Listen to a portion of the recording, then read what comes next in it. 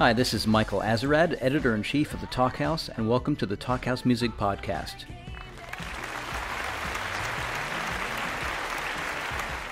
Pitchfork was kind enough to give the Talkhouse a trailer to record podcasts in at the 2015 Pitchfork Music Festival in Chicago.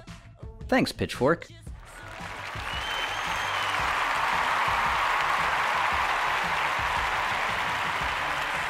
And we took good advantage of it.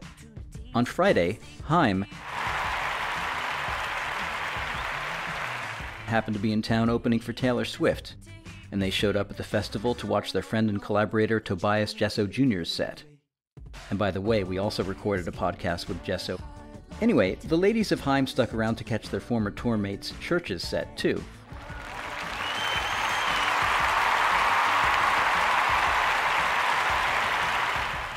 And they were all totally rocking out by the side of the stage.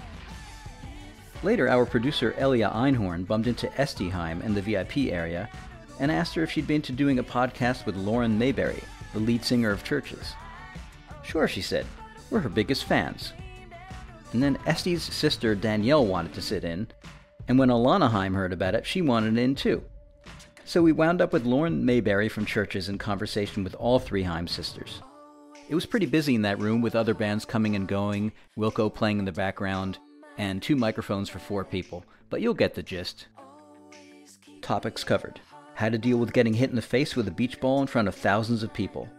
Mesmerizing afros. Panic vomiting. Forgetting lyrics on stage. And whether GIF is pronounced GIF or GIF. And oh yeah, I should warn you, it starts off pretty blue. So here we go. It's not long, but it's a gem. No giggles. Unexpected. This is some fucking serious shit right here. Be serious. Some serious shit. There's nothing funny about podcasts. And I was trying to keep things PG at least, but we'll see what happens. Instead of dead people, you just see dicks. Yeah, exactly. Yeah. I see dicks. Can you imagine if that's what you saw all the time? That was my favorite thing I've ever heard you say. Can you imagine what life would be like? Instead of dead people, you saw dicks? Yeah. God, how does that even That was work? the original Sixth Sense. Yeah. I saw dead dicks. Yeah. Oh God, that's even worse. Rigor mortis dicks. Oh my God, let's stop talking. Gangrene dicks. Oh my God. I think maybe we should start about talking about how much fun it was when we were on tour together at Laneway. I think about that probably at least once a week, like on the real. I think it's, I'd never done that festival before, but it's really nice because all the bands travel together and I feel like you really get to know people, whereas a lot of the time when you're touring it's quite isolating. Yeah. And it's nice to like properly spend time with people, and it's quite, I guess that came kind of in the middle of our album cycle, so it's nice to have kind of, not a rest because you're obviously working because you're playing shows, but it was a lot more social than it would normally be. Completely. And because we had so many, I know we're both used to like doing like 4 shows on, 1 day off when we're headlining, and then on that tour it was like 1 show on, 3 days to hang out and like explore And have epic boat parties. Yeah, epic. Let's not forget about. We had like a epic white, All white, like wearing P. Diddy, like linen basically party. It was basically like P. Diddy's party from 1998. Yeah. All wearing white linen. And instead of it being in the Hamptons, it was on a boat in Sydney. Yeah. In Bondi Beach? Was that where we were? Well, and I like that this was all curated by a hairy, almost ginger classic guy from Glasgow. Like, Martin was like, guys, we're going to go on a boat. And I was like, okay, thinking in my head, that's nice, it's never going to happen. This is the most decadent and ridiculous thing I've ever heard you say, but I want to be supportive of you, so I'm just going to presume that you're not going to be able to pull this off. And then he spent like a week organizing it and was like going to around to everybody being like, so this is the time, this is the place. Give me $20. And then sort it all out. And there was an intense dress code. And I remember my parents had come out on that festival tour because they were on holiday, which is nice, and I had breakfast with them. I was like, I wonder where everyone would be, I can't see anyone. And then there was just like a massive gaggle of like really clearly Scottish guys, which were all like sunburned like them. Ian and Martin and the guys from Frightened Rabbit just wearing ridiculous like sailor chic wear. And from a distance I was like, no, that's them. I guess I'm gonna have to go stand near them. And then as the boat excursion like went on, then it became like a DJ set for me. Like everyone was like, who's gonna DJ? And I was like, stepping up to the plate.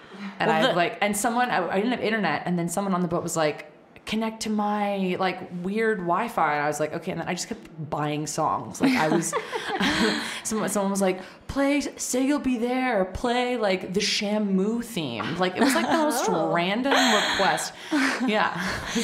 I think the crazy thing is that we were jumping into the ocean, and like a week later, there was like a shark attack. Well, you realize someone told us like, oh no, there's nets. And there's nets. Don't worry about it. Like, don't worry about it. Go jump into the beach. And then we were like, okay. And literally a week later, there was like this crazy video that was like this guy jumping into the same.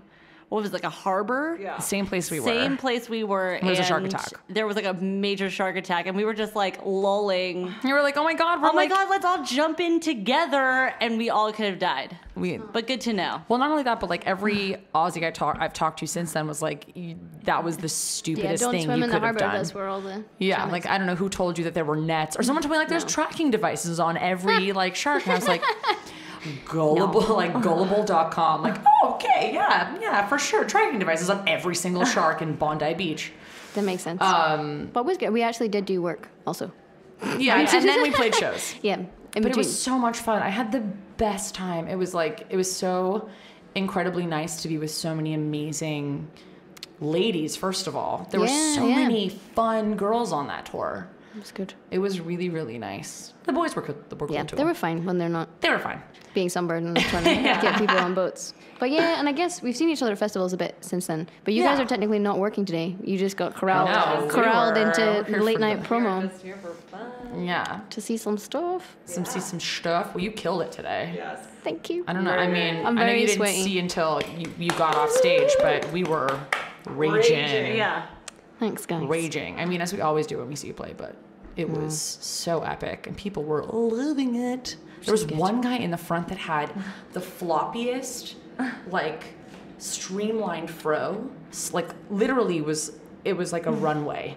But he was headbanging, so it was like this magical mane that just kept going like back and forth. It was mesmerizing. It was like and he was right up front. I don't know if you saw him, but he was having the best time. It was like a magical like unicorn fro. Wow, it was awesome. That's good. Well, I guess it's only like our second show back, so I feel like we're quite rusty or unfit or something. Nice try.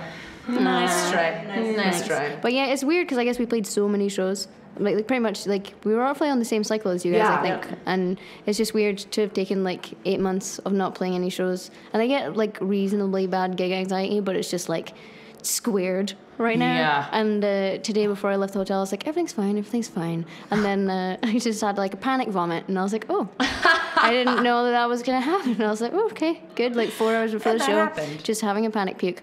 But then once you start, I think it's like muscle memory or whatever. Like once you start doing it, it's kind of okay. But I think it's just like the overthinking thing, and then I'm gonna forget things. I'm gonna forget everything, and if I fuck it up, then it's being filmed, and everyone's gonna know I fucked it up. But you understand, like you have to understand, like as a patron of like festivals, I remember seeing like going to Lollapalooza, and like when an artist fucked up, to me it was like, yes, I saw something that now no one else is gonna see, and I was there for it. Like they love it. Like I think that it just makes performances that much more specific. Like, oh, remember when like yada yada yada like forgot the words to, because I remember when we saw Lucinda Williams play. Yeah. And she completely started playing a song, forgot the words completely, like one of her most famous songs. I remember being like, I was there when like Lucinda Williams, like mind went blank for a second, and like, and it took her like a good 3 minutes to remember, and everyone was behind her, everyone was like singing the words to her, and like it starts like this, and I think it just makes it more personal, and I think think so? I don't hope so. I mean, but when we're on stage and we're like, oh my god, I literally just said like filibuster in a song, and that's definitely not a lyric that I wrote. So, well, but yeah, like somebody said to me recently when I was having a bunch of angst about it, because I've only ever forgotten something on stage once, and then just once? Well, oh my gosh. Well, not like a really bad one where else I don't remember anything. I'm trying to think like 30 seconds ahead of myself. Right. And then once you've forgotten it, you get that kind of like pit in the stomach thing. Yeah. And I was like, fuck, trying to think of the verses before I get there and stuff. But then someone was like, gigs aren't meant to be perfect. They're meant to be authentic. And I was like, that is the best thing I've ever heard. If only I could have been telling myself that for like 2 years. That'd be really good. You said that way more concise than I did. That's what I was trying to say. Yeah. But then I feel like with other people, I would be like, oh, wow, what a genuine thing I just saw. But with myself, I'm like, no, of course. I must do it better. I must do better. I know. But that's because that's part of being an artist is you always want to be better, and I don't know. I guess that's I don't think I've ever had a perfect show. I'm like trying to think about it. I definitely have never had a perfect show, but that's kind of cool. Yeah. I think it's kind of cool. Yeah, it's specific. It's a very specific. There was a bit in the gig today where you know if someone else fucks up a little bit, you don't want to turn around and like look at them and be like, "What are you doing?" Because then you draw attention to it. But there was a bit where I was like, "Ian's playing bass and Martin's playing keyboard, but." He doesn't. There was a horrible, like, really discordant, disgusting sound, and I was like, "What is that?" And I couldn't figure out what it was. And Martin said it was just Ian's bass head was like on, like, on the keyboard. I was like, "Oh hell, yeah, that's bad. That's quite bad." And he was just having a great time and then going while like bashing it on the keyboard. So never mind. Is the beach ball stunt? Is that like a thing that you guys? I don't remember you guys doing that. Is that like a new? Is that just for today? That was amazing. Just a special day. You guys were all on the same page. People seem to kick them on the stage, and I've definitely been smacked in the face by them as it happens. I know when there's beach balls. It is the worst when there's a beach ball in the crowd and it literally hits you, it decks you in the face, and you have to like pretend like you're A, not embarrassed, and B, like don't forget what you're about to do. It's so embarrassing. It's the craziest thing because you're like, definitely, and then everyone looks at you like to see how you're going to react. What is she going to react? Is she going to be okay? And I'm like kind of like freaking out. It's all good. Well, festivals, yeah! Well, there's definitely been times where like, because I played drums on stage, and there have been times when I've like thrown drumsticks or they just like fall out of my hand and I directly hit Danielle in the face. Like there's multiple like gifs of like SD Dex Danielle in the face with drumsticks, and like Danielle, poor Danielle, keeps her cool. Danielle, cool as a cucumber. Every time. Thank you. Thanks. But you've eaten shit on stage. Yeah, I've fallen over. There's amazing. I think they're called GIFs. Is it GIFs? GIFs or GIFs? Can we? Is it But GIFs? it should be GIF. It should be GIF because GIF reminds me of Jiffy peanut butter, but that's okay. But wait a minute. What if it was a GIF, as in like Jiffy peanut butter? Wouldn't it be JIF? I don't know. You never know. I don't know. This is like a debate that I have with people. It's a debate that I have on the regular. Time. But anyways, you have there's a great GIF of you eating mega shit on stage. It's the funniest thing I've ever seen. I literally have like no equilibrium. At all. Like I'm the biggest klutz of all time. I try and like keep my balance. I like took ballet when I was a kid, so you'd think that maybe I have like a little bit of, I don't know, a little bit of agility, but I really don't. And when I play drums, I put my entire body into it. Who's knocking at the door? It's Dash. Hi, Dash. Hi. Hi. Dash, come say hi. This is our drummer Dash. That's come say hi, Dash. It's like Mr. Robbins. Hi, people out there. Get closer. Whoever this might be. Hello. Closer. Hi. Dash. Welcome to the podcast, Dash. Welcome to the podcast, Dash. Okay, here we go. It's happening. It's all happening. Sit down. Okay. Have you ever been hurt on stage by these women who have apparently hurt each other several times? We're talking about drumsticks being thrown. Oh my gosh, did that happen? No, just the amount of times that I've decked Danielle in the face with drums. I've caught a few random wood chips to the eyeball. Oh, wow. But that's okay. Painful. Yeah, you just got to play through it. That's what I've learned. Apparently, earlier, I didn't realize this until the end, and I was like, how long has that been like that for? I was wearing a kind of skort, which I haven't worn since I was like 7. A skort, not that particular one. Skirt and so shorts it's like together. shorts, but there was a little bit that It's like wrapped a round, spork. and it was like kind of pulled in by a popper, and then that bit was just flailing when I came off stage, and I was like, how long has that been like that for? Really? But I didn't notice. I didn't notice Our at drum all. manager was like, just at the end, but I don't know if it was true or if it was like kind. She was just being kind. But sometimes I whip the mic cable around. And Oh my god, I was about to say that. Your mic whipping capabilities on point. Thank you. Super on point. Once I smacked Ian in the side of the head with it though, which was bad. Okay, So that's why painful. now I kind of do it forward rather than kind of like round the way, because it just like scalped him right in the back of the head when he was doing stuff. So I don't know that he noticed because he gets very into it, so that's Right. good. But you know, Adrenaline. it's tricks of the, you know. It's an occupational hazard. Yes, you can't. Sometimes it happens. I've definitely smacked myself in the back of the head with it when I tried to like shoot, and then I'm like, I'm gonna catch it, and I'm like, oh no, there it goes. Oh, And you yeah. don't want to wince because then People it are makes like, it more ooh, obvious. So I'm ah, like, oh, ooh, she hurt herself. that's smarted. Ooh. That one. Do you practice at home? No. Well, I was like recently, like today, I was like, maybe I'll try and like spin the actual mic, and then I did it like 3 times, and I was like, terribly unsafe. Like it's probably gonna come out, and that's bad. So I Either was like, come out and hit someone in the face in the Or just- crowd, or hit you in the face, or hit someone else in the face. It's not a good idea. That reminds me of that Ellen DeGeneres joke where I love Ellen DeGeneres, where she talks about how when people are walking and they trip, and they don't want people around them to know that you've tripped, so then you start running. You start jogging. And then you look at your stop watch and you're like, oh, and now I'm on time. Now I'm on time. I think it's kind of like public theatre. You conduct for the benefit of others. I definitely, in recent memory, went into a coffee shop in Glasgow knowing full well I didn't have any money to buy anything. I didn't want to buy anything. I just wanted to use the bathroom because my house was too far to walk to get to it. And I went in, used their toilet, and then came out and then conducted a weird performance where I was like, I'm going to check my phone. Oh, and then I was like, I'll act out. Oh, this person's not going to meet me here anymore. And then I looked around and was like, and like acting all out, and it was just terrible. And then I went into the street and I was like, I can't believe I've done this. I should just have gone in, used the bathroom, looked them in the eye on the way out, and be like, we all know what happened. And then just like, well, I didn't do anything terrible. It was just a regular situation. But yeah, the fact that I was like, why am I doing this? Why am I so socially uncomfortable? I know. That I've made up this entire scenario that doesn't exist. In your head, I know. I Why do really we do hope that? someone saw you and is making a GIF out of it right now. Just making a GIF of you trying to get out of telling someone you went to the bathroom. It was good. That's amazing. I think I've definitely done that before, for sure. Anyway, apparently we have to go to dinner. Yeah, we do. We have to go. Okay. Get out of here. You gotta Get outta skedaddle. here. But this was fun. Could we just get each of you to do like just a quick ID, like Sure. you know, Do do dot deet dot boo I do guess dot. I'm the only non-American one that people can't understand. Oh no, you are completely Your voice understandable. really gives me life. Yeah, you Oh, the you voice of an guys. angel. Thanks. It's the vowels, I think. A drunk girl came up to me in a pub like a couple of days ago and was like, will you say the word omen to me? Wow, like, your American no. accent is really On good. point. Thanks. Well, I think it's because we get loads of American TV, so when we're growing up, we can pretend to be on like Sweet Valley High or whatever. Right. Oh, Sweet Valley High. Those were the days. Sweet Valley High. They That's were good. so That's good. cool. They were All right, you twins. first. Okay.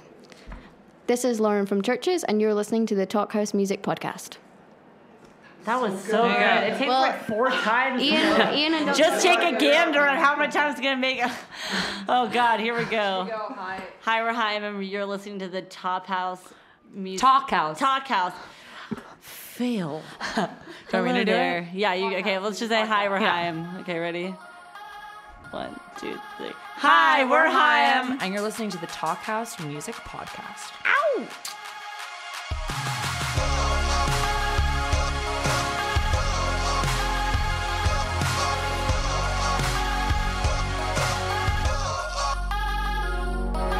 Afterwards, the irrepressible Esti Haim demonstrated her support of the Free the Nipple movement for some of the folks in the room. Right on, Esti. That's it for this episode of the Talk House Music Podcast. Thanks to our producer-engineer Elia Einhorn, and to our trusty marketing manager Dave Lucas, who was a great help with the podcasts.